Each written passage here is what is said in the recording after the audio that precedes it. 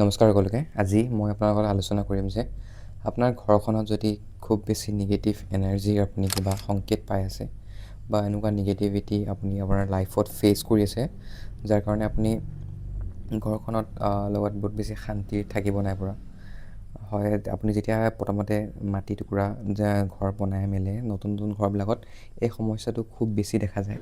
কাৰণ সেই যোন ঘৰৰ মানুহে সেই মাটি টুকুৰা কিনে, সেই মাটি টুকুৰা ভালকৈ চোৱাটো অত্যন্ত প্ৰয়োজনীয়। কাৰণ আপুনি সেই মাটিখিনি কিনাৰ আগতে সেই মাটিখিনিৰ এনাৰ্জিটো কেনেকুৱা হ'ব বা সেই মাটিখিনি পজিটিভ নে কিবা তাৰ লগত জড়িত কিবা আগৰ কাহিনী আছে নেকি য'ত কিবা নিগেটিভিটি পোৱা গৈছিলে, সেইটো আপোনালোকে ফাৰ্ষ্টতে চেক কৰি ল'ব।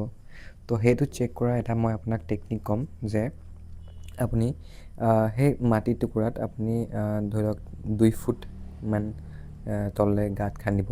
চাৰিওফালে 2 চাৰিওফালে স্কুৱেৰত গাঁত এটা খান্দিব আৰু গাঁতটো খান্দি তাত আপুনি পানীটো পূৰা ভৰ্তি কৰি দিব। দেখিব যে পানীটো যদি বহুত বেছি সোনকালে খহি লৈছে, তেতিয়াহ'লে কিন্তু সেইটো এটা নিগেটিভ বুজা যাব। কিন্তু বোলে পানীটো বহুত লাহে লাহে নাইকিয়া হৈছে, তেতিয়াহ'লে সেইটো পজিটিভে ধৰা যাব। কিন্তু তাৰ লগতে আৰু এটা আপুনি কাম কৰিব লাগিব যে পানীখিনি যেতিয়া তাত ভৰ্তি কৰি দিব, তাত আপুনি এপাহ যোনটো কিবা পাতখিলা বা ধৰি লওক কিবা বস্তু এটা দি দিব। যদি সেই পাতখিলা সেই পানীখিনিত ক্লকৱাইজত ঘূৰিছে, ঘড়ীৰ ফালে যদি ঘূৰিছে, তেতিয়াহ'লে সেই মাটিখিনিক আমি পজিটিভ বুলি ধৰিম। কিন্তু সেই মাটিখিনিত যদি সেই পাতখিলা বা কিবা বস্তুটো যদি নিগেটিভলি মানে কিবা এফ্লিক্টেড আছে, মাটিখিনি কিবা যদি প্ৰব্লেম আছে, তেতিয়াহ'লে সেই বস্তুটো তাত আপোনাৰ এণ্টি ক্লকৱাইজত ৰ'টেট কৰিব। পানীখিনি ধৰি লওক এণ্টি ক্লকৱাইজত ৰ'টেট কৰিব। তেতিয়াহ'লে সেইটো এটা নিগেটিভ ভূমি বা মাটিটো বৰ এটা ভাল বুলি আমি ক'ব নোৱাৰোঁ।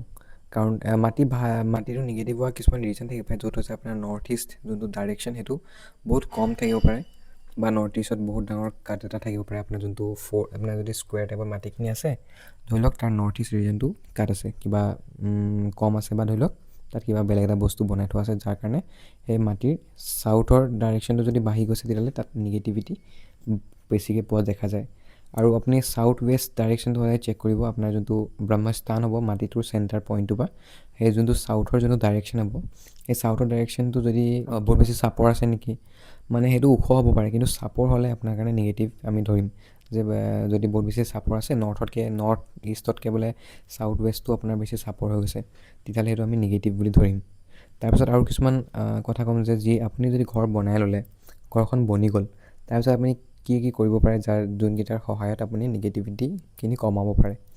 এটা হৈছে যে আপুনি নিজৰ ঘৰখনৰ ভিতৰত ৰাতি সৰিয়হ যোনটো আছে, সৰিয়হ গোটেই ঘৰখনতে ছটিয়াই দিব। গোটেই ঘৰখনতে ছটিয়াই দিয়াৰ পাছত আপুনি পিছদিনাখন সেই গোটেই সৰিয়হখিনিক ঝাৰুৰে গোটেই ঘৰটো ঝাৰু মাৰি পেলাই সেই গোটেই সৰিয়হখিনি ঘৰৰ পৰা দূৰত, অলপ ঘৰৰ বাউণ্ডেৰীটো বা দূৰত ক'ৰবাত গছৰ তলত বা ধৰি লওক নাইতো কিবা নলা চলা ক'ৰবাত আপুনি পেলাই থৈ আহিব। কিন্তু সেই কামটো আপুনি 14 দিনমান বা 11 দিন বা 14 দিন আপুনি একেলেঠাই সেই কামটো কৰিব লাগিব। সেইটো এটা টেকনিক হৈ গ'ল। তাৰপিছত সেই কামটো কৰাৰ পিছতো যদি আপুনি দেখিছে যে নাই, আপোনাৰ নিগেটিভিটি আপুনি ঘৰখনত পাই আছে, তেতিয়াহ'লে আপুনি এটা কাম কৰিব পাৰে, যোনটো হৈছে এটা নাৰিকল ল'ব। নাৰিকলৰ গোটেই মাথাটো আপুনি ওপৰৰ গোটেইটো গুচাই দিব। গুচাই দি পেলাই তাত এটা নেমু, তাত মিঠাতেল দিব লাগিব। মিঠাতেল ভৰাই এটা নেমু দিব। নেমু দিয়াৰ পিছত তাত সৰিয়হ দিব লাগিব। সৰিয়হ দিয়াৰ পিছত হালধি দিব। হালধি দি পেলাই আপুনি লগতে তাক অকণমান কফুৰ, যোনটো ভীম চেনি কফুৰ বুলি কয়, সেই কফুৰ টুকুৰাটো আপুনি দি দিব। দি দিয়াৰ পিছত আপুনি ওপৰতে অকণমান কি বুলি কয়, যোনটো তিল আছে, তিলো অলপ দি দিব। তিল দি পেলাই আপুনি সেই বস্তুটো গোটেই ঘৰখনৰ 7 পাক ঘূৰাই পেলাই আপুনি কোনোবা এটা বিৰান ঠাইত আপুনি ৰাখি থৈ আহিব লাগিব, বা কোনোবা এজোপা পিপল গছ যদি পায়, পিপল গছৰ তলত আপুনি সেই বস্তুটো ৰাখি থৈ আহিব পাৰে। সেই কামটো আপুনি কিন্তু কোনোবা এটা অমাৱস্যা বা পূৰ্ণিমাৰ দিনত আপুনি সেই কামটো কৰিব লাগিব। আৰু সেই কামটো কৰাৰ পিছত আপুনি দেখিব যে আপোনাৰ ঘৰখনৰ পৰা লাহে লাহে নিগেটিভিটি দূৰ হৈছে। সেইখিনি কাম কৰা আপোনাৰ জাষ্ট এটা মই সৰু কিছুমান ৰেমেডি দিছোঁ, কিন্তু এইখিনি কাম কৰিলে আপুনি 100% কিয়ৰ নাপাব পাৰে। তেতিয়া আপুনি এজন ভাল পূজাৰীৰ লগত আলোচনা কৰি ঘৰখনত এটা এভাগ চান্দি হোম কৰিব পাৰে। ঘৰখনত মা চান্দি যদি এভাগ হোম কৰে, বা আপুনি কোনোবা বগলামুখী মন্দিৰত যদি পূজাভাগ দিয়ে, তেতিয়াহ'লে আপোনাৰ ঘৰখনৰ নিগেটিভিটিখিনি বহুত বেছি পৰিমাণত আপুনি নিগেটিভিটি কম হোৱা দেখা যায়। আৰু সেইকাৰণে আপুনি সদায় যিকোনো মাটি কিনাৰ আগতে সেই মাটিখিনি পৰীক্ষা কৰি পেলাই তাৰ নিগেটিভ কিবা আছে নেকি, কিবা আগতে নিগেটিভ হিষ্ট্ৰী আছে নেকি, সেইখিনি আপুনি গম পাই লৈ পেলাই তেনেকুৱা কামত আপুনি আগবাঢ়িব। ধন্যবাদ।